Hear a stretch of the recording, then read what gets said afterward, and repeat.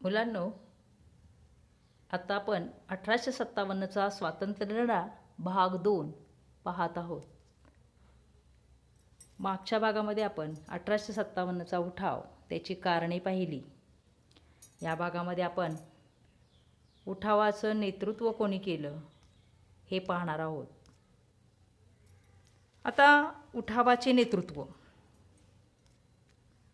बघा, 18व्या शतकात मुघल साम्राज्य दुबळे झाल्यानंतर नादिर शहा व अब्दालीसारख्या परकीयांनी हिंदुस्थानवर आक्रमण करायला सुरुवात केली.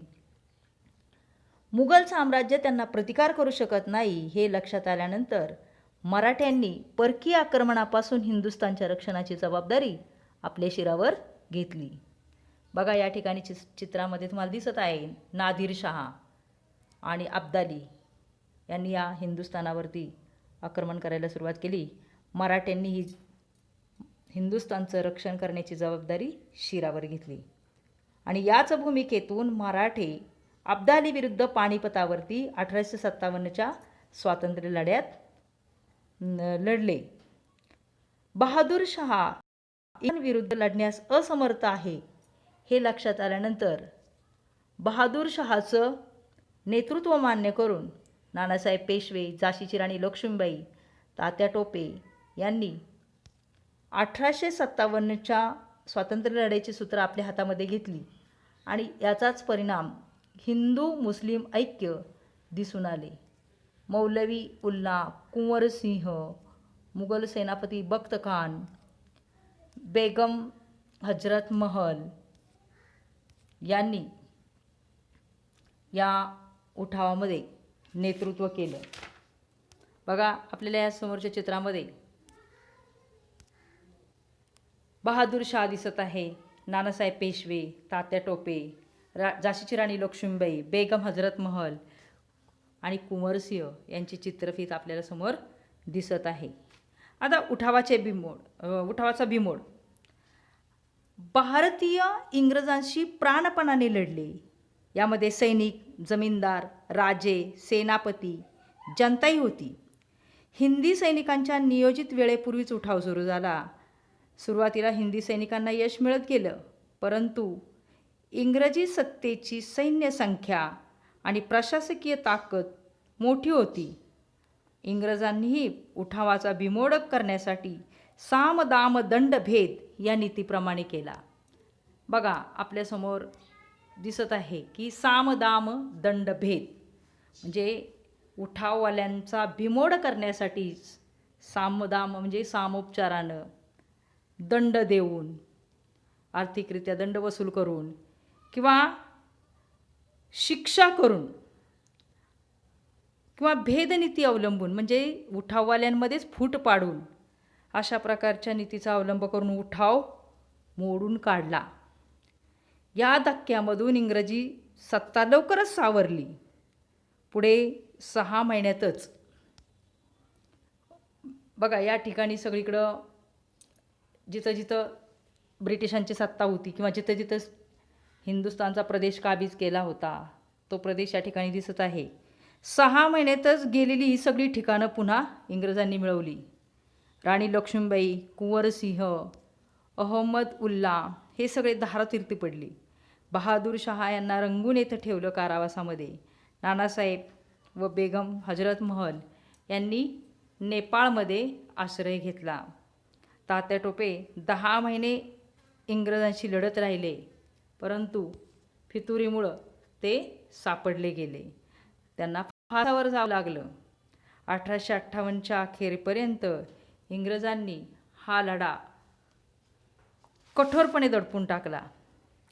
जरी हिंदी सैनिकांनी या लढ्याची सुरुवात केलेली असली तरी यामध्ये सामान्य जनता, विविध जाती जमातीचे लोक, शेतकरी, कारागीर, आदिवासी सगळेजण या अन्यायकारी राजवटीचा पाडाव करण्यासाठी उभे ठाकले. मोठा संग्राम केला त्यांनी. यामध्ये हिंदू, मुसलमान, विविध जाती जमातीचे लोक मोठ्या ताकदीने उभे राहिले. इंग्रजांचं भारतातून उच्चाटन करणं हेच सर्वांचं ध्येय राहिलं. या पाठीमागे स्वातंत्र्याची प्रेरणा होती आणि म्हणूनच या लढ्याला व्यापक राष्ट्रीय स्वरूप प्राप्त झालं. आता हा लढा अयशस्वी झाला. याची कारणे कोणती होती? विद्यार्थ्यांनो, यावरती आपल्याला प्रश्न विचारला जाऊ शकतो की 1857च्या लढ्याची कारणे कोणती? तर आपल्याला ही कारणे अशी सांगता येतील. या लढ्याचा प्रसार भारतभर झाला नाही. हा लढा संपूर्ण भारतात एकाच वेळेला झाला नाही. उत्तर भारतात लढ्याची तीव्रता अधिक होती. उत्तरेकडेही राजपुताना, पंजाब, बंगालचा काही भाग, ईशान्य भारत हे लढ्यापासून अलिप्त राहिले. तसंच या लढ्यामध्ये सर्वमान्य नेत्याचा अभाव होता. लढ्यात भारतीय पातळीवर इंग्रजांच्या विरोधात सर्वमान्य नेतृत्व मान्य होऊ शकलं नाही आणि त्यामुळे इंग्रज विरोधात एकसंधपणा आला नाही. तिसरं कारण असं सांगितलं जाऊ शकतं, राजे राजवाड्यांच्या पाठिंब्याचा अभाव. बघा, इंग्रजी सत्तेचा त्रास जसा जनतेला होता तसाच तो स्थानिकांनाही होत होता. त्यापैकी काही सोडले तर इतर इंग्रजांशी एकनिष्ठ राहिले आणि यामुळेही उठाववाल्यांना अपयश आलं. पुढचं कारण असं सांगितलं जाऊ शकतं की लष्करी डावपेचाचा अभाव. भारतीय सैनिकांकडं शौर्य होतं, योग्य वेळी योग्य डावपेच त्यांना आखता आले नाहीत. दिल्ली जिंकल्यानंतर ती टिकवता आली नाही. तसंच उठावकऱ्यांजवळ पुरेशी शस्त्रास्त्र नव्हती. इंग्रजांकडे मोठी आर्थिक ताकद होती, शिस्तबद्ध सैन्य होतं, अद्ययावत शस्त्रास्त्र होती, अनुभवी सेनानी होते, दळणवळणाचा ताबा त्यांच्याच हातात होता आणि हे सगळं असल्यामुळं त्यांच्याकडून पटकन जलद हालचाली झाल्या. याउलट भारतीय सैनिकांचा त्यांच्यापुढं टिकाव लागू शकला नाही. लढाया ह्या केवळ शौर्यावर नाही तर लष्करी डावपेचांनाही जिंकाव्या लागतात. पुढचं कारण सांगितलं जाऊ शकतं, आंतरराष्ट्रीय परिस्थिती इंग्रजांनाच अनुकूल होती. इंग्रजांचे रशियाशी सुरू असलेले क्रिमियन युद्ध नुकतेच संपले होते. यामध्ये इंग्रजांचा विजय झाला होता. जगातील अनेक देशांशी त्यांचा व्यापार होता. इंग्रजांची आरमारी ताकद मोठी होती. या उलट उठावकऱ्यांची परिस्थिती होती आणि त्यामुळं उठाववाल्यांना यश आलं नाही. आता आपण पाहूयात स्वातंत्र्य लढ्याचे परिणाम. आता स्वातंत्र्य लढ्याचे परिणाम पाहत असताना भारतामध्ये ईस्ट इंडिया कंपनीची राजवट होती ती संपली. कारण कंपनीच्या सत्तेमुळं भारतीयांच्या असंतोषात भर पडत गेली व त्यामुळे इंग्रजी सत्तेपुढं 1857च्या लढ्याचे आव्हान उभे राहिले. याची जाणीव इंग्लंडची राणी व्हिक्टोरियाला झाली.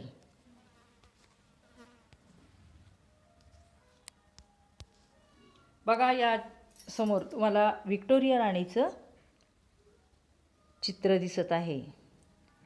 मग 1858 साली ब्रिटिश पार्लमेंटने कायदा करून ईस्ट इंडिया कंपनीची राजवट बरखास्त केली आणि गव्हर्नर जनरल हे पद जाऊन व्हॉइसराय हे पद निर्माण करण्यात आलं. लॉर्ड कॅनिंग हा भारतातला शेवटचा गव्हर्नर जनरल व पहिला व्हॉइसराय ठरला. तसंच भारताविषयी कारभार पाहण्यासाठी भारत मंत्री हे पद इंग्लंडच्या शासनात निर्माण करण्यात आलं. आता राणीचा जाहीरनामा. 1857चं हे सगळं उठाव पाहिल्यानंतर इंग्लंडच्या राणीनं भारतीयांना उद्देशून एक जाहीरनामा काढला. सर्व भारतीय आमचे प्रजाजन आहेत. वंश, धर्म, जात किंवा जन्मस्थान यावरून प्रजाजनात भेद केला जाणार नाही. शासकीय नोकऱ्या देताना गुणवत्तेवर दिल्या जातील. धार्मिक बाबतीत हस्तक्षेप केला जाणार नाही. संस्थानिकांशी केलेले करार पाळले जातील. तसंच संस्थाने कोणत्याही कारणासाठी खालसा केली जाणार नाही असंही जाहीरनाम्यामध्ये राणीनं म्हटलं.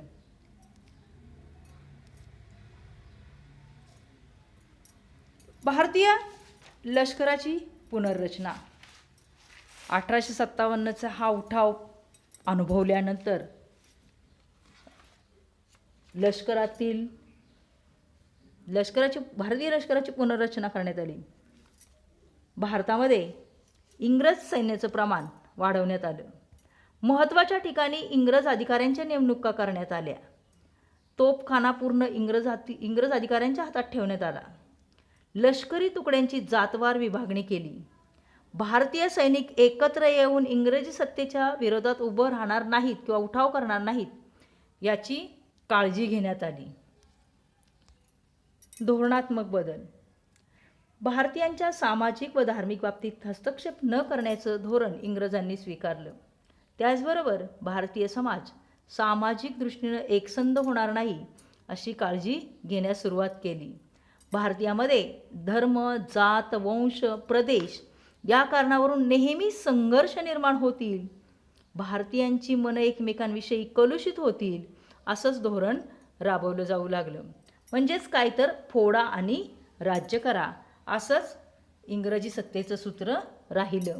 1857च्या स्वातंत्र्य लढ्यामुळं इंग्रजी सत्तेला संघटित विरोध केला पाहिजे असं भारतीयांना वाटू लागलं आणि म्हणजेच 1857चा हा स्वातंत्र्य लढा भारताच्या स्वातंत्र्य चळवळीचे प्रेरणास्त्रोत ठरलेला आहे. मुलांनो, हा भाग इथं संपलेला आहे, हे प्रकरण इथं संपलेलं आहे. या पाठाखालची प्रश्न उत्तरं तुम्ही लिहायची आहेत आणि वहीत मला म्हणजे व्हॉट्सअपवर पाठवायचे आहेत. धन्यवाद मित्रांनो. अभ्यास करा, काळजी घ्या.